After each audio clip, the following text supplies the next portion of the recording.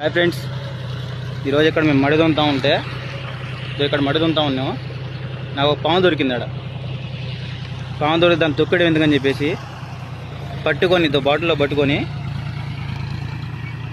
బయటకు వదిలేస్తున్నాను అనమాట. ఇప్పుడు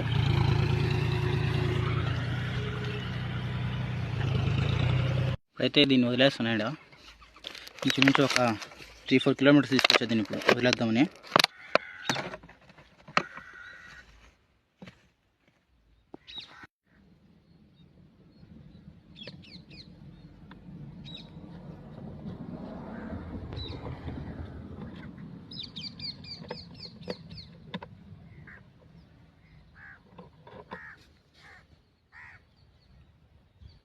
ఇది చాలా డేంజర్ అంట, తాగితే కలిస్తే చచ్చిపోతుంట వెంటనే.